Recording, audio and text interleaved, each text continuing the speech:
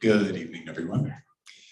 My name is John Taves, and I'm the event coordinator here at McNally Robinson Booksellers. Before we begin, I would like to acknowledge that McNally Robinson is located on Treaty 1 territory, the traditional territory of the Anishinaabe, Cree, Oji-Cree, Dakota, and Dene peoples, and the homeland of the Métis Nation. In addition, McNally Robinson Booksellers itself rests on the land once occupied by the Métis community of Roostertown. I'd like to thank all of you here in the atrium for braving the possibility of a blizzard and joining us here in physical space, and also say a very warm hello to all of you watching on YouTube right now. Please be assured that you will be able to participate in the event. As you notice, there is a live chat, so as questions are open later on, please feel free to write any comments or questions you might have in the chat, and we'll be sure to put them to Philip as time permits. And speaking of which, we are here, of course, to celebrate the publication of 54 Pigs, a Dr. Bannerman Vet Mystery, and the debut mystery from Philipp Schott, published by ECW Press, whom I'd like to thank most profusely for publishing the book, of course, and for helping to organize this celebratory evening. This evening will feature a reading and a conversation hosted by the wonderful Joanne Kelly, who is seated to my left. This is a lighthearted mystery with an incredible sense of place in which a swine barn explodes near a lakeside Manitoba town, putting veterinarian Dr. Peter Bannerman on a collision course with murder and a startling conspiracy. Your host for this evening, Joanne Kelly, is a former broadcast journalist who now teaches journalism in the Creative Communications program at Red River College. She talks books on the weekend morning show on CBC Manitoba and writes book reviews for the Winnipeg Free Press. Our featured guest this evening, Philipp Schott, was born in Germany and grew up in Saskatoon. He now lives in Winnipeg, where he practices veterinary medicine, writes, and shares an old house on the Assiniboine River with his wife, 2 teenagers, 3 cats, and a dog. His first book, The Accidental Veterinarian, was a bestseller and was translated into 4 languages. The Willow Wren is his quasi-fictional account of his family before, during, and after World War II.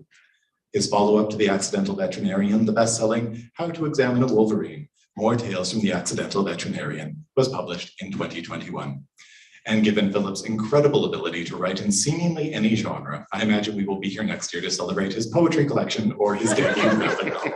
But for now, to celebrate this book, please join me in giving a very warm welcome to Philipp Schott.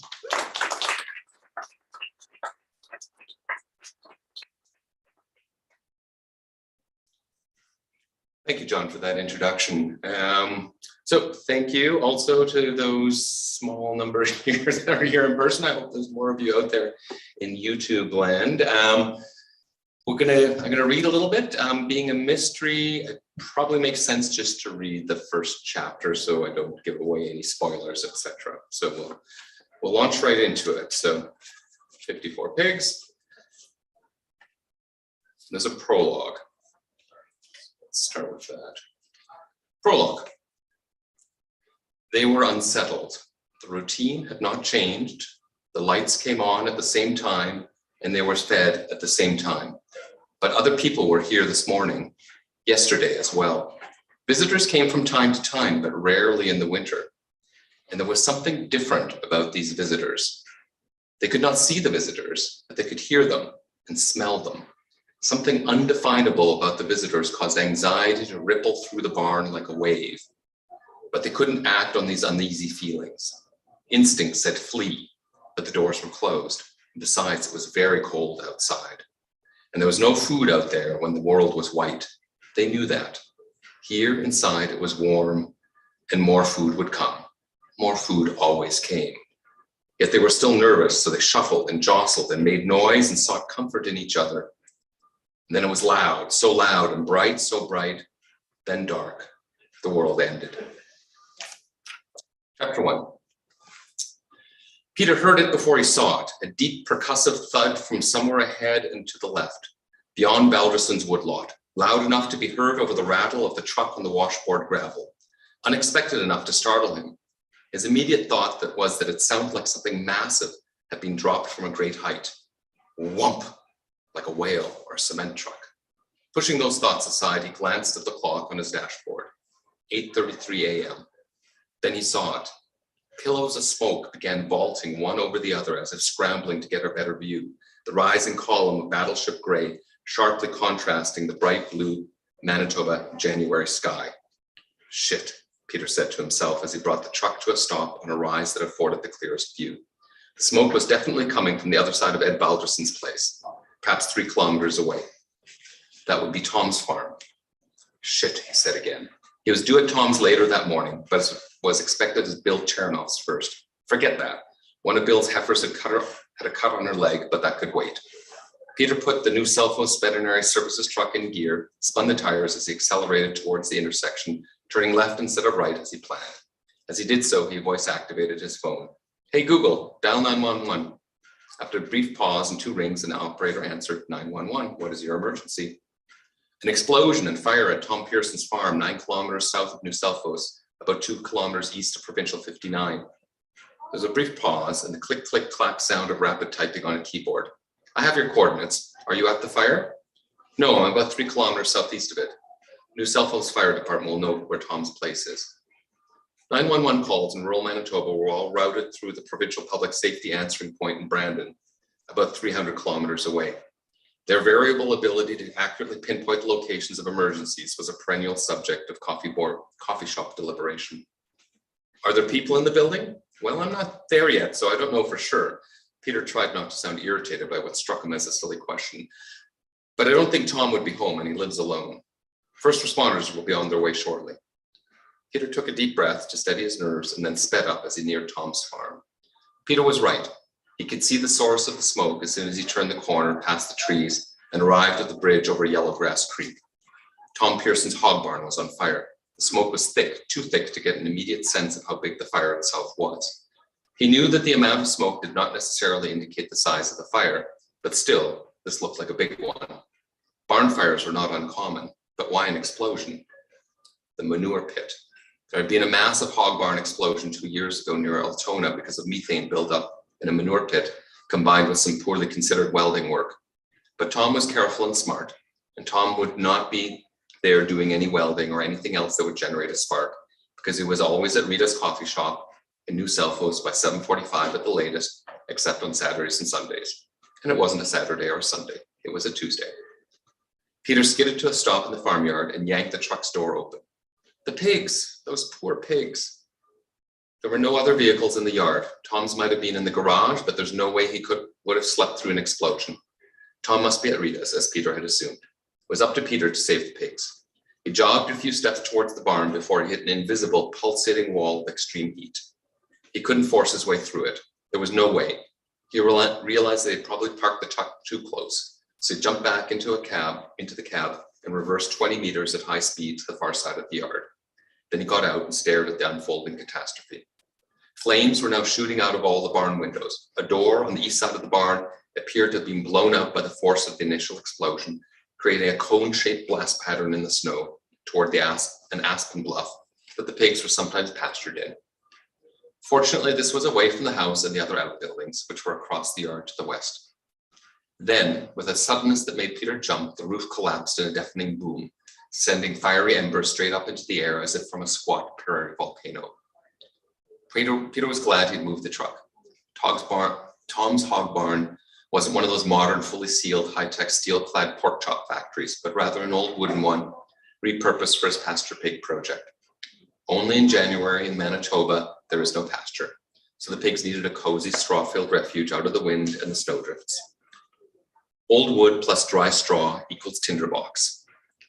This was going to be nothing but ash and char in a matter of minutes. Those poor pigs. Peter had known some of them personally. They all had names. 54 of them, if he remembered correctly. And Peter usually remembered correctly. He got out of the truck again, slower this time, and leaned heavily on the hood, unable to take his eyes off the conflagration, unable to think of anything else to do. The only sounds came from the fire, a crescendo and decrescendo of roars and crackles, following some complex infernal rhythm. Even the crows were silent. 6 of them roosted in the big elm with the tire swinging beside the porch. All 6 watched the fire with intense interest. Normally they would be cawing at Peter, but not today. Peter had left his gloves in the truck, so he put his hands into his parka pockets and drew in a deep breath. Peter wondered who would arrive first. He hoped it would be his brother-in-law, Kevin. He often felt self-conscious around people he knew less well. He was well aware that his arms seemed slightly too long for his already long frame, and that his head stuck forward as if he was always peering at something. In fact, it was likely the result of a lifetime of ducking and stooping. This gangly effect was enhanced when he moved and made him look like he was still learning how to use his body. Graceful was not a word that was often, if ever, applied to him. His dark brown hair was unusually unruly too, so well-groomed was another word that was not often applied to him. He knew that it was a joke among his friends to begin describing him to someone as tall, dark, and then trailing off so that the listener would helpfully insert the customary completion of the phrase. Oh no, not that, they would say, definitely not that. Peter was in early middle age, 41 to be exact, and could reasonably be thought of as young or as old or as in between, depending on the light and how he had slept and how hard he had been working. He also knew that many people misinterpreted his smile. At a casual glance, it tended to be read as genial, but a significant minority, if they had the vocabulary, instead thought of it as enigmatic or cryptic or inscrutable. This had the effect of dividing people into 2 camps, those who found Peter amiable and those who found him unnerving. For the latter group, he radiated something. He knew he was amiable, but he wasn't especially troubled to be thought of as enigmatic instead. He just wished his body wasn't so awkward. After a couple of minutes of watching flames and smoke, Peter pulled his gaze away and began to look around. There were several tire tracks in the snow-covered yard. It snowed 1 or 2 centimeters yesterday, stopping at around 6 in the evening. Tom had obviously not had the snowblower out since. The tracks overlapped with each other and appeared to be from 3 different vehicles, but it was difficult to be certain. One would be from Tom leaving this morning. Tom lived alone now, but he was very sociable and did get a lot of visitors, especially in the evenings. So the others could have been from last night. Perhaps Tom's 80s cover band, the Newer Waves, had a practice last night. Otherwise, there was nothing else of note to see. And certainly nothing that had hinted in any way of what might have happened here. The manure pit still seemed like the most likely answer, although Tom's was quite small compared to that one in Altona, and Peter was sure that it was well ventilated. Peter knew that the RCMP would arrive first, and that because it was Tuesday morning in January, and likely not much else was going on, they would be able to come straight here. The fastest they could drive on these roads would be 90 kilometers an hour. So allowing for 2 minutes to get into the car, they should be here 8 minutes from when Brandon 911 dispatch contacted them. That was 5 minutes ago. That was 5 minutes ago now. So Peter cocked his head and listened. Yes, there it was. The fire was still loud, but he could hear the siren now. 3 minutes later, a RCMP Ford Interceptor skidded into the yard. And to his relief, Peter's brother-in-law jumped out. Peter knew it was Kevin before the car stopped. Kevin Gudmundersson's bright red hair made him a cinch to identify from a distance. His thrice broken nose and the fact that he was built like a bear trained to wrestle professionally and was almost as hairy as one completed the picture. Up until the previous summer, Mounties had prohibited beards for most members, but that policy changed, so now Kevin sported a lavish Viking growth on his broad chin, or at least as lavish as the force would allow. There were still limits. Kevin's dream was to let it grow to chest length and then fork it into 2 long braids. This would have to wait until retirement. Holy Toledo! This was one of Kevin's favorite expressions, but it was said with particular vehemence this time. When did you get here? 10 minutes ago. I heard the explosion while driving to Chernov's. Explosion? Are you sure? No question. I heard it from 3 clicks away. And look at the east side of the barn. Right, Kevin nodded. I suppose it could have started off as a fire and then set off a gas line or something. Maybe, but the fire would have been small because there was no smoke in the sky until after I heard the explosion. Kevin grunted, scanning the yard with his hand shielding his eyes against the brightest part of the fire. Anybody else here? I don't think so. There's just the tire tracks leaving from the garage and maybe 2 others here in the yard. Yeah, I see that. They were both quiet for a moment. Volunteer fire should be here soon. Nothing else for us to do until then, Kevin said as he began to jot a few details down in his little coil notebook. Then he looked up and smiled at Peter. Smells like bacon though, eh? Had breakfast yet? Shut up, Kevin, that's not funny. Sure it is. Can I go now? Bill's expecting me. Yeah, go on, I know where to find you. if I need some details or statements, but I'll see you regardless, Kevin smiled. In fact, Sunday dinner at the latest, eh? Peter's wife, Laura, invited her brother over most weekends and Sunday evenings. As Peter drove out of the yard, he saw the red flashing lights of the New Southwest Volunteer Fire Department's old pumper truck in the distance. It looked like they would meet on the narrow Yellowtail Creek Bridge, so he pulled over just before it and waved at Dan, Dave, and Brian as they raced past. Soon after he crossed the bridge, he saw another vehicle approach at high speed. It was Tom Pearson's black pickup truck. Pearson raised his hand in greeting as they passed each other in a whirl of snow, but Tom did not seem to notice as he stared straight ahead. Poor Tom. That's what going.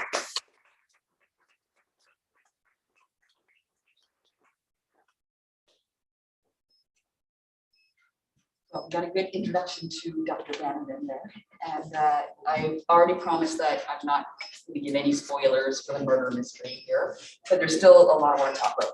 And one of the first things I want to ask you about, and I'm looking at all the pages I dug here. One of the first ones I did was Peter saying it's kind of astonishing that it didn't happen more often, that there were books about veterinarians being detectives. Right. Because by definition, and I have animals and I know that they can't speak, but it hadn't really occurred to me how much of a detective a veterinarian has to be, more so than So let's talk a little bit about, obviously you're a veterinarian, but how those two jive so well together. Yeah, I think I can't think of another profession that comes closer from the standpoint that as a veterinarian, unlike a human physician, you're dealing with much more limited and fragmentary data. Just the economic model, if you will, of veterinary medicine usually imposes limits on the kinds of tests we can run and when we can run them and so forth. So we have to kind of pick and choose what we're going to do. It's not, you can't just send a cat off for an MRI. It just doesn't, you can't, yes, it's not that easy. So that's a big part of it. We're trying to solve a mystery, a medical mystery, with bits and pieces of information that we gather slowly over time in many cases. The other part is that we're dealing with uncooperative patients in many cases. A detective is dealing with potentially uncooperative witnesses or uncooperative suspects and so forth. So there's that element as well. But, yeah, that's perfect.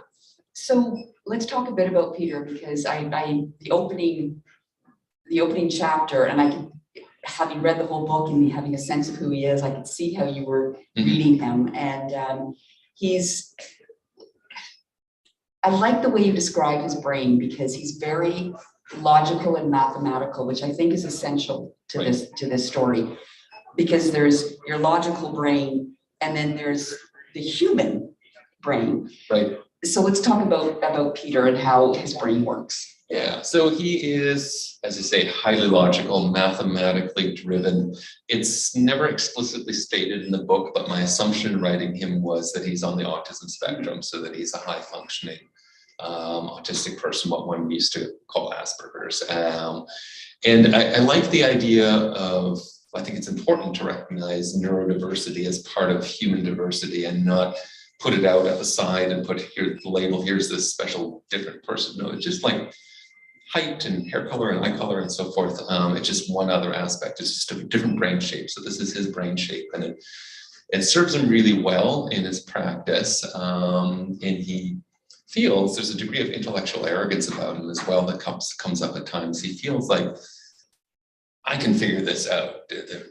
Brother-in-law, the policeman, is very nice and he's pretty smart too, but he doesn't quite have the same logical faculty. I can figure this out. I can help my friend Tom. And that also, the flip side of that type for him is that he's also has difficulty reading people sometimes, difficulty really understanding what other people are about, understanding their emotions, understanding their motivations, because he tries to parse this always through his sort of logical mathematical framework. As we know, that doesn't really work very well for humanity. Well, I like Peter will sit and write out. I'm going to sit and I'm going to logically work my way through this, but he doesn't, as you say, always bring in the human element. And on the back of the book, it talks about Alexander McCall Smith, and I actually haven't read Alexander McCall Smith, but the author that this reminded me of a little bit was Louise Penny. Okay. Yeah. In the idea that there is a mystery, there's a murder mystery at the center of this, but really, this is about how we connect as people. Right. And so how important is that to you? Yeah, that's very important. Understanding all the different kinds of relationships that people can have, and again, it's from Peter's perspective, so it's a little bit different than some of us would relate. But he manages to have a very good relationship with his wife, who's quite a different person, Extrovert, yeah. And his relationship with Tom is important as a driver of the narrative, and we find things out about that through the book. And then his relationship with animals as well, right? That's another way of relating. Well, one of my favorite characters is Pippin. Right. How much do you bring of what you know of animals? Or are you having to research a lot? Because Pippin has this fabulous sense of smell, which comes into play as well. And it was really fascinating to see that. Yeah, so my own dog is beautiful, and he's warm-hearted. He's a lovely dog, but I would say as dumb as a toast. It's a breed that's supposed to be smart, but genetics only takes you so far, right? So he's not a champion sniffer dog. So that aspect, I did have to research a little bit. Okay, what's actually involved? How do you train a sniffer dog? Because it wouldn't occur to me to train or vet my dog to do that. I don't think it would be very successful. So that aspect had to be researched, but the rest of it, obviously, I've been sort of immersed in that world on a daily basis. So. And for animal lovers, I'm one of those people that I can read and watch. Maybe this is bad to say, but I can read and watch people dying all the time in books and movies. But when animals get hurt, it's awful. So how hard was that? I mean, the story starts, and I'm not giving you anything away. You read it, but it starts with a barn blowing up and animals dying. That was hard. Yeah. So it's interesting. Some of the early reviews, there's absolutely no commentary on it. It's the second chapter, and it's obviously a murder mystery. So a human body, parts of a human body are found, there's no commentary about that. There's a lot of commentary about the pigs, and people in advance, before they read the books, said, "I hope nothing happens to these pigs." What pigs are I can point you in a different book. That's not the one I wrote. The pigs are pretty abstract, other than because they're not really characters. Other than that little prologue that I read, right, that gets inside their sort of perspective. But when at various times when Pippin's in danger, you worry more about him than you do about Peter. Yeah. So that's perfectly natural, and we know this as veterinarians, right? Because animals are innocent, and we project a lot of feelings of innocence and vulnerability on them, and feel very protective towards them as a result of that. Well, there's a lot of animal relationships in the book because Peter, of course, is a vet, and part of the storyline is him being a vet, and he's dealing with lots of animals. So you always got to balance this love of animals, but with this they are animals. There's a scientific approach to it as well. Oh, for sure. Yeah. And he, a lot of people that are awkward around others, so the introverts and people on the autism spectrum, they do have an easier time relating to animals. So our profession tends to draw a little bit of that. Like just a little tangent here, it's a little segue. Veterinary medicine is full of introverts. I'm not so sure about autism, but full of introverts, and thinking they can escape people by getting involved with animals. And guess what? Those owners. All the animals come attached to people, and so you have to deal with the people. So that causes there are high levels of stress and burnout in the profession, and that's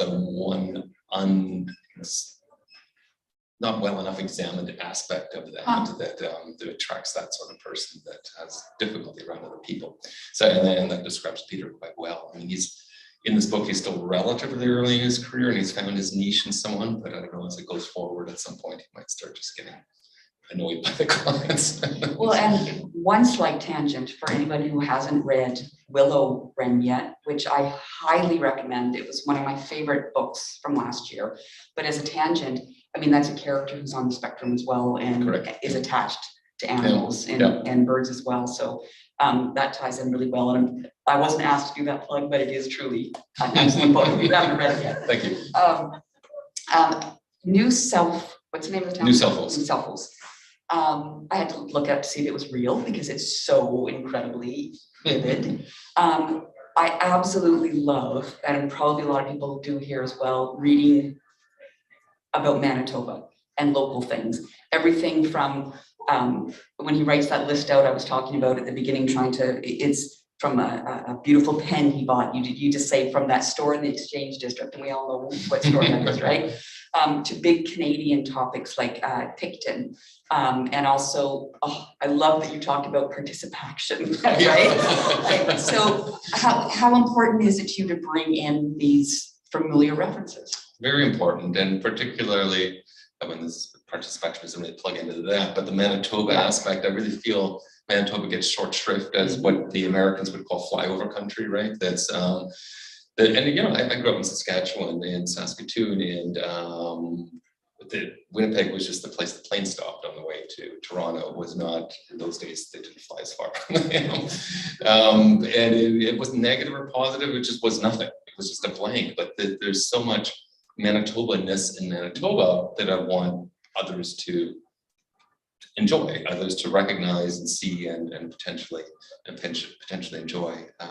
So that was very important, that sense of place, and to bring that kind of to life, to highlight those unique aspects. Well, it doesn't replace Gimli. This is a town that's across the lake from Gimli, but the Icelandic heritage.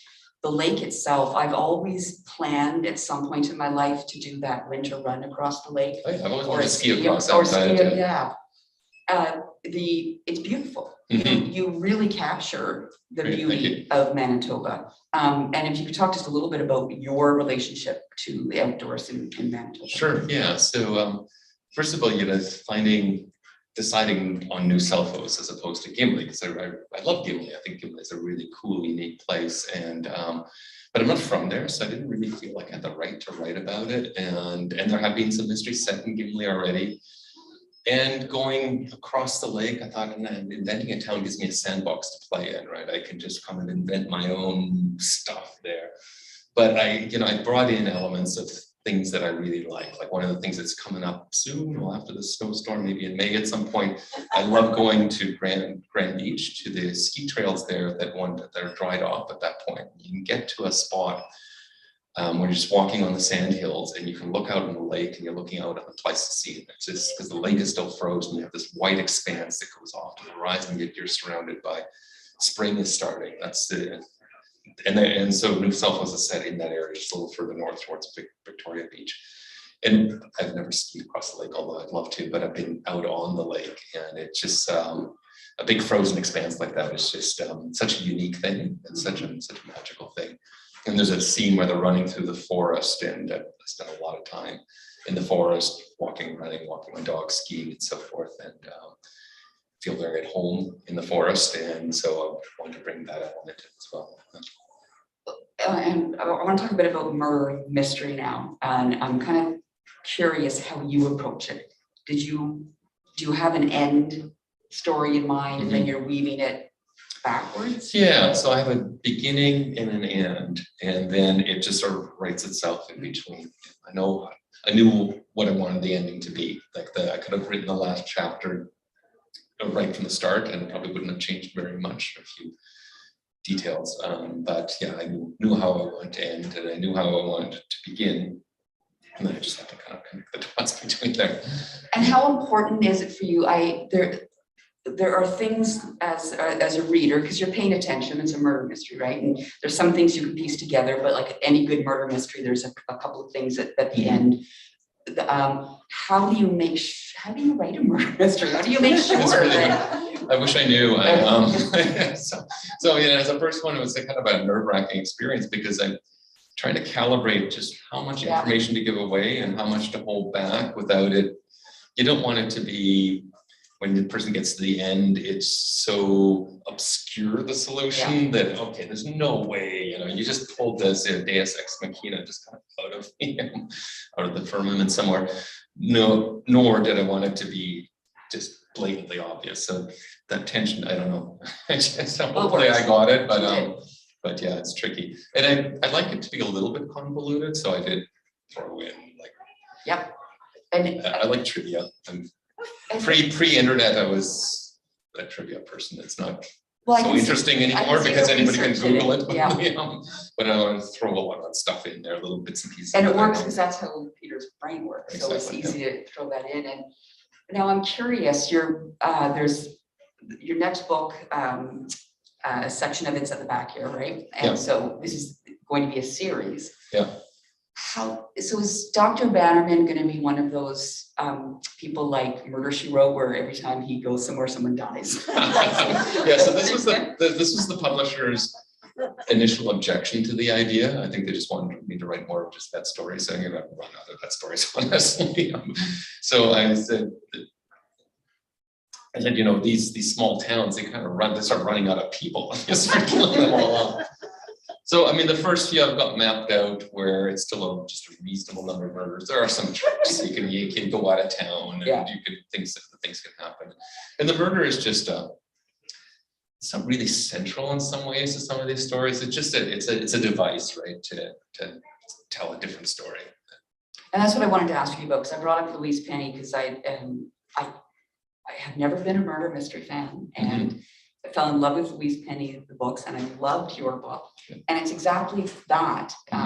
It's not the murder mystery, though I'm intrigued by that and I want to figure it out as well. But I'm looking for human connection. I'm looking for that something that transcends the murder. And this village is giving you, as you said, a sandbox to play in. Yeah, for sure. And I love the diversity of humanity. I like how different everybody is, and so I wanted to throw in lots of characters that were just coming from different angles, different perspectives, different personalities, and so forth, and see how they interact. Including a big diversity in wealth as well. I'm thinking about the character who lives in that massive. Oh yeah, that Finnish timber mansion, and is that based on anything real? Not really. No. If this becomes a TV series. So yeah, there's a whole this whole historical subplot, kind of like J.K. Rowling. Can I say that name aloud? People won't be offended. Who I was just fascinated when she. I saw a documentary when she wrote the Harry Potter books. Each character, if there's a person whose name appears once, there's a whole backstory that she's written. She's written she knows the whole family, knows where they were, even though that never comes into the story. But you can feel it, right? You can feel the reality of the world because she's thought all that out. Now I haven't gone to that level. I'm a history geek and a geography geek, so that part of it I've got it all kind of mapped out, a little bit less with the characters, but so that Finnish mansion is a whole story about how the Finns came to New South Wales and became the second ethnic group there, and the tension between the Finns and the Icelanders. And it feels like you've set up opportunities to write lots of other books out of this. Like there was parts where I was reading thinking, have there been other books? Because you've got such a deep background in some areas that I thought maybe there were other books that I hadn't read, but that's a great way to be able to build other books coming out of it. That's the idea. That's the hope. And if people have questions, feel free to jump in, because otherwise I'm gonna just raise your hand. Otherwise I'll just keep talking. So his wife, again, their relationship I quite liked. I hope we get to see more of her. How important was it to make her his partner, but also very different? Well, first of all, it was important for him to have a wife in the first place, because and no disrespect to my fellow mystery authors, but the cliche of the mystery appears to be the burnt out middle-aged man who's either he's divorced or he's widowed and he has all kinds of skeletons in his closet. He's an alcoholic, or he's, I didn't want that. I wanted this guy's actually in a stable relationship and it's a reasonably happy home life, the usual kinds of tensions and so forth. So that part was important, and it was important to have her as a counterbalance. The idea of a successful relationship is sometimes complementary, right? If people are too alike, that's maybe not the best formula. So that they're complementary, and I hope to use that aspect of her more in coming books as well.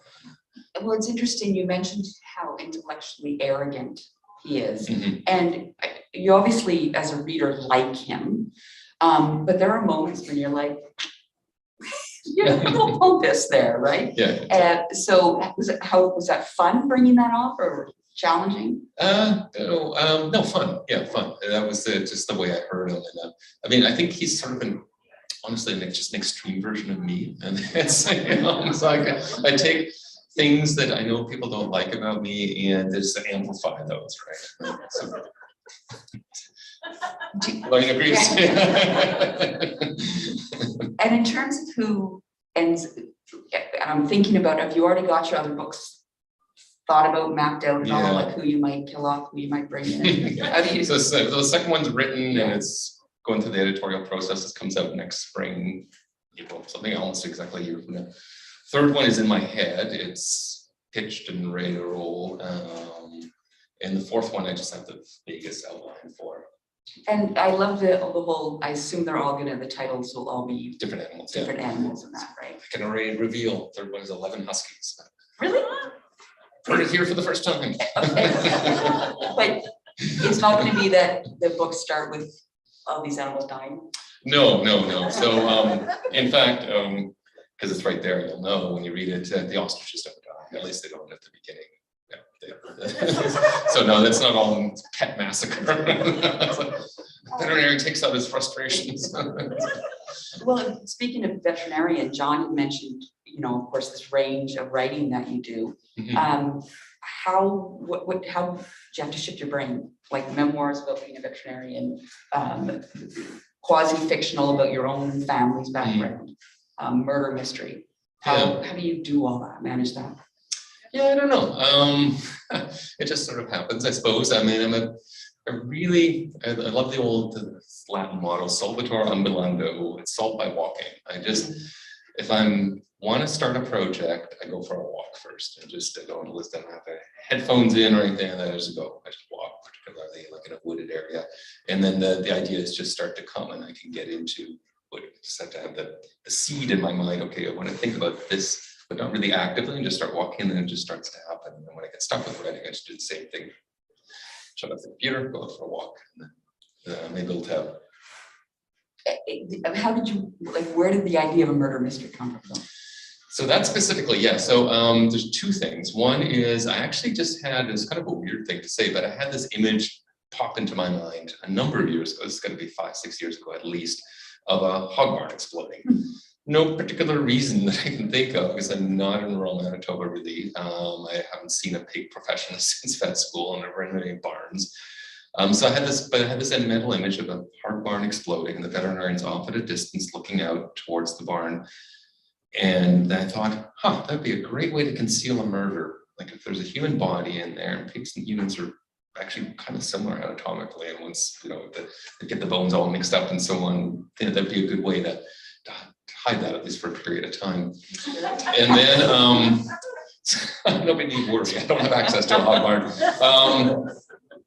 And then I thought, and the veterinarian's watching this, because that would be my perspective. What's the veterinarian's role in this? Does he know this farmer? Is he the culprit? Is he going to help figure this out? And then that just sat in the back of my head. So that was there. And then I realized I enjoyed writing The Willow Wren so much, which is semi-fictional, that I really want to write more fiction. But I want to explore a set of characters in place over time. And the best way to do that with the series, and mysteries lend themselves well to series. So that was kind of where I came from. And how do you see Peter's arc? Because he's a very interesting character, and I made fun of him, calling him pompous and that, but I like the way his brain works, and he cares about the world around him. He's connected to nature, connected to the animals. Where do you see his arc going? Yeah, I don't really know. They'll kind of unfold as it unfolds, I suppose. These things. It's an interesting thing when you're writing a fictional character. They do take on a life of their own, and you have to it's a really odd process, an odd sensation. You've got to kind of reel them in. So I'm not sure I guess I can direct that, but I'm not really going to. I'm just going to see where it leads me. And I think that'll be important, because he needs to grow and evolve, otherwise. And I'm just keeping an eye on John to see if there's any questions coming in off that. We do have one question from you too. This is Dr. Scott, or Dr. Schott, sorry. How challenging was it for you to adapt your veterinary narrative to food animal culture from companion animal culture? Yeah, that's an excellent question because I really don't know anything about that, about food animal culture. No, I mean, you have a big familiarity as a veterinarian with what your colleagues on the other side are doing. So it did require thinking a little bit about it, and having a little bit of anxiety and fear that my large animal colleagues are going to read this and rip it apart because I've gotten it completely wrong.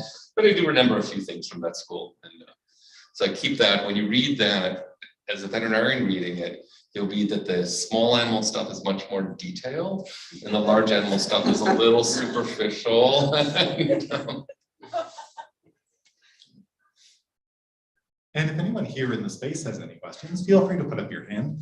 There's only two quick notes. The first is that I will ask you to ask me the questions so I can relate it into a microphone for the benefit of those at home. And just because my mind is very, very small, if you could keep it relatively succinct, we'll have ample opportunity to actually chat to Dr. Schott at the signing table afterwards. I just wanted to make a comment that I'm just amazed that he has the time to do all this. I've known him for a long time, and I just admire that he's actually doing his dream, being a writer. And I've read all the books so far, and I just wanted to make that comment that I can't believe he can do all this and think of all these things and switch genres and all that. So just by admiration, so that's not short. And that was a comment from the audience, just in amazement at Dr. Schott's ability to not only find the time, but also to be able to move between realms and genres so very easily, and also to live out his dream of becoming an author as well. And what is your writing? So yeah, I have to thank, I see a couple of them out there. I have to thank my clients, my pet owning clients for their tolerance for the fact that I'm only in the practice 3 days a week, right? So veterinary medicine is a beautiful profession. I mean, it has like, yes, I said before, there's this big burnout rate and so forth, but I'm not really burning out.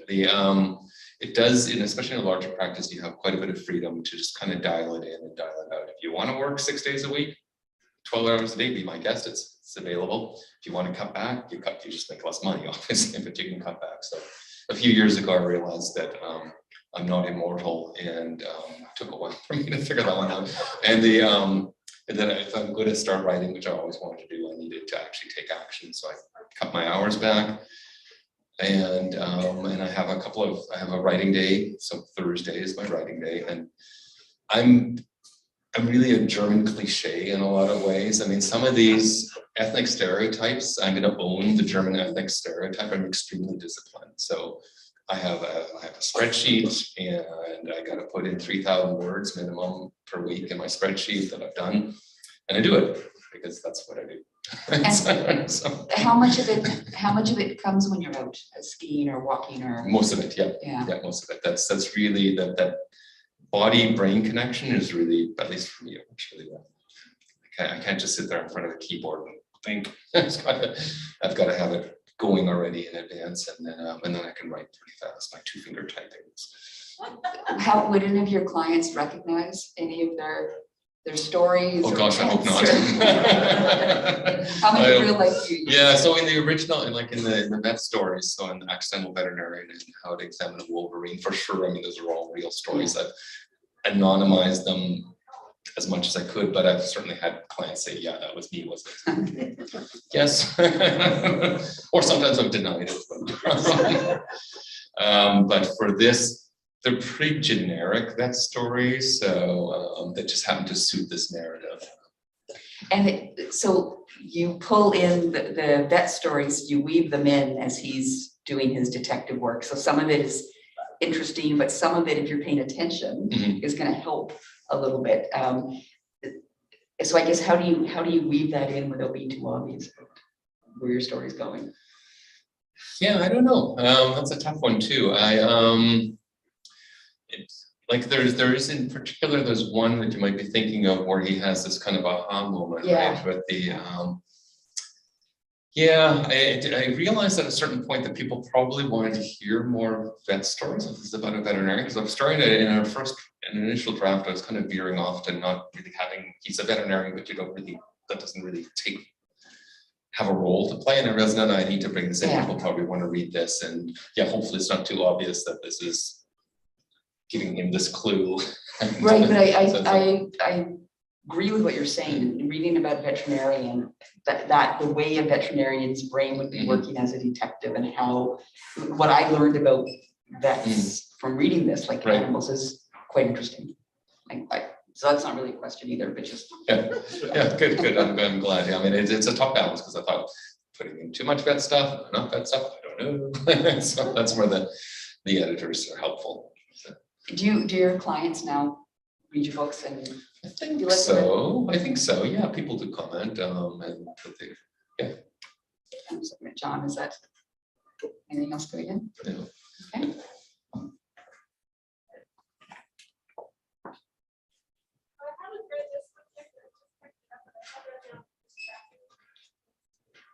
I'm kind of partway through such a great recollection of the childhood. How much of that is from by your dad versus research versus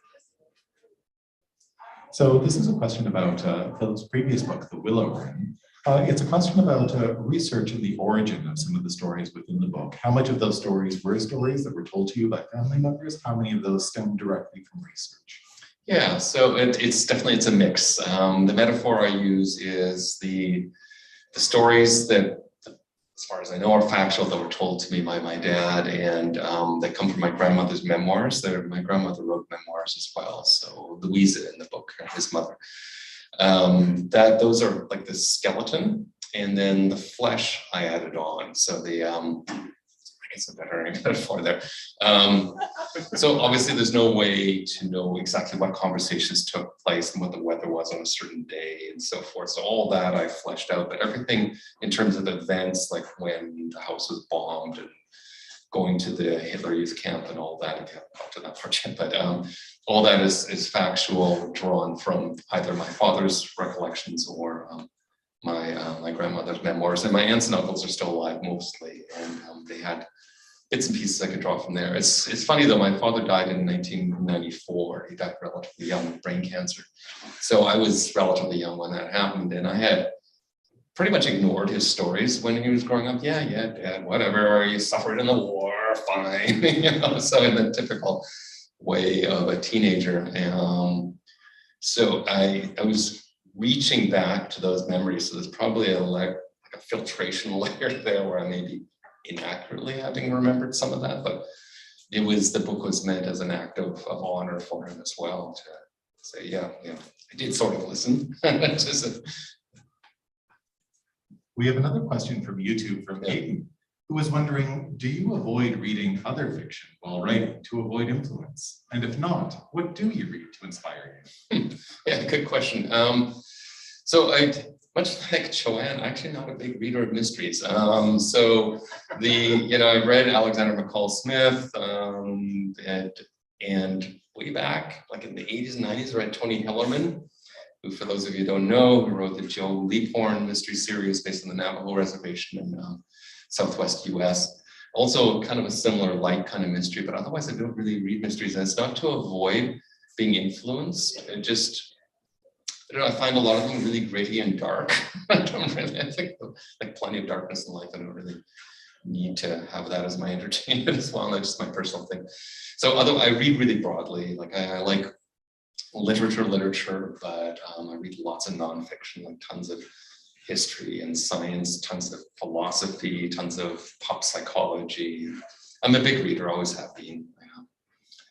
But yeah, and I'm not sure how much that answers the question directly, because I don't read to be inspired to write. It just happens that I happen to be a reader, and I don't think you can be a writer without being a reader.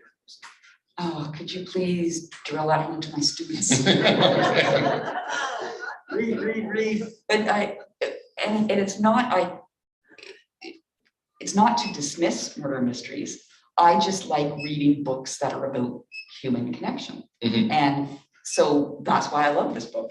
And it's, yes, there's murder in it, Mm-hmm. but it transcends that really. Like this is I felt good reading it, just being immersed in Manitoba. But watching people learn and grow and figure out their relationships with each other, to me, actually was more important than the murder mystery. Yeah, no, that makes sense. And as I said, I really picked the genre just because it seemed to offer a way to write a series and explore a place and explore characters. And I think my writing is plot driven. So it's, you have a narrative drive then when there's a murder. And as somebody who reads a lot, and I think your brain probably retains a lot of trivia, right? So that's very much in the book, and I love that when I'm reading. I learn something. In fact, I very much like to own physical books, and I will always buy them. But I also like to read online, so I can hit words and look them up. And yeah.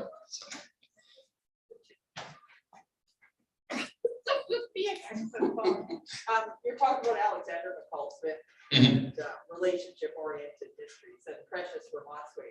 I mean, the Ladies Detective, #1 detective agency, one of my favorite series, and that's what that series is. The murder is not the only part. There's so much relationship stuff. I absolutely adore those.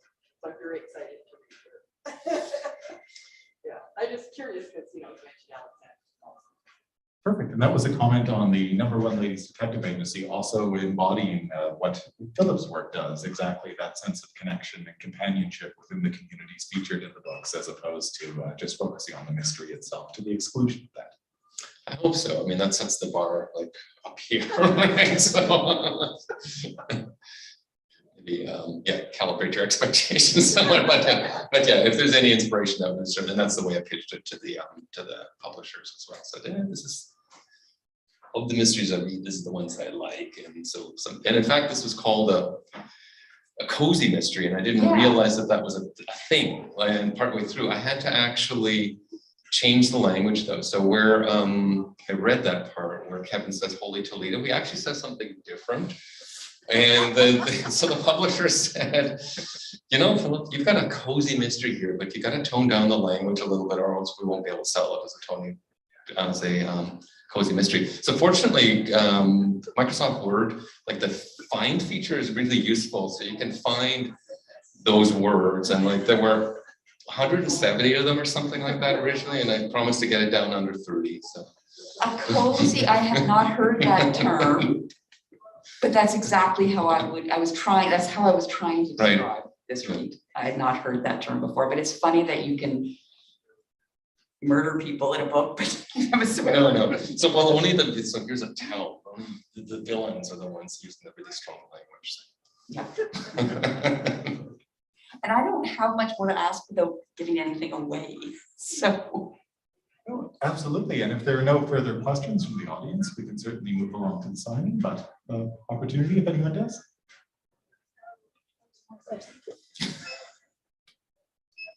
The one word that they haven't asked you is when you said something, the character says that's late. So I'll let you go. And so the objection that was raised at the publishing stage was when a character in the book says that's lame as a quote. Right. Yeah. So that's considered ableist language. I'll leave it at that. I mean, I think the word stayed in because I argued effectively that actually in this context it has absolutely nothing to do with that.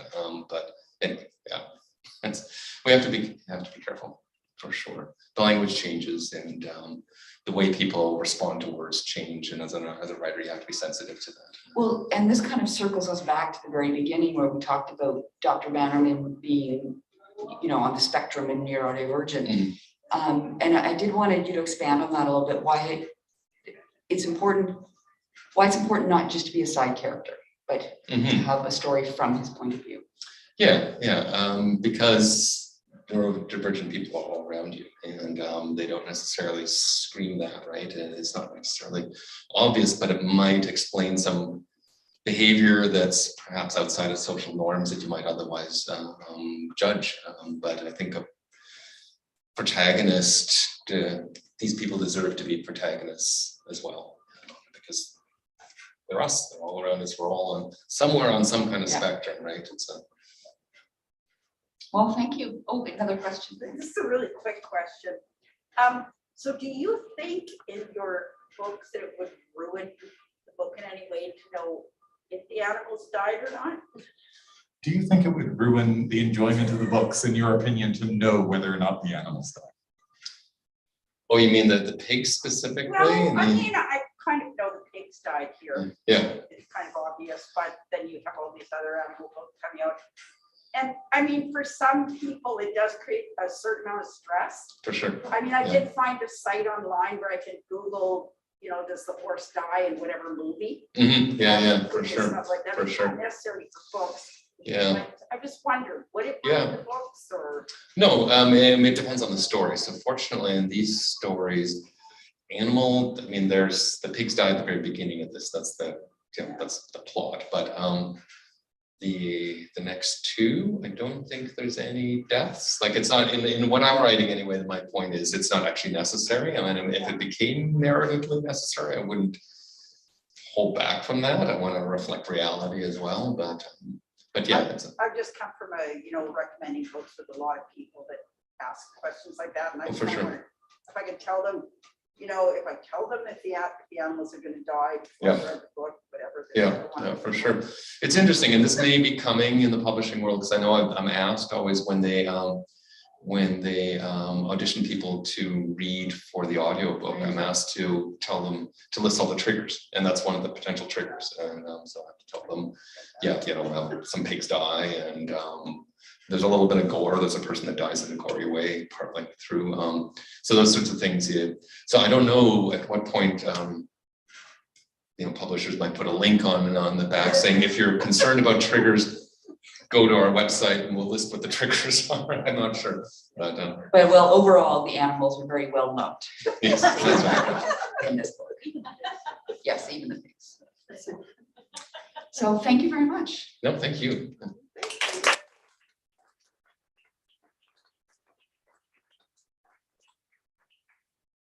And thank all of you for joining us here this evening. Thanks to everybody who was watching on YouTube and for all your comments as well. We're going to move Philip to a table that's just beside the cash desk for the book signing. So please do feel free to join him there as soon as he's seated. Feel free to get a copy of the book signed before you pay for it. Please pay for the book before you leave. And the video of this launch will remain live on YouTube as well. So if you'd like to revisit it or share it with anybody, please just visit our YouTube channel and you'll be able to track it down. I'd like to close once again by thanking ECW Press and ask you to join me in 2 rounds of applause. The first for your wonderful host, Joanne Kelly. And of course, Dr. Philipp Schott. Thank you so much for joining us, and please do stay safe out there. Hasn't started snowing yet.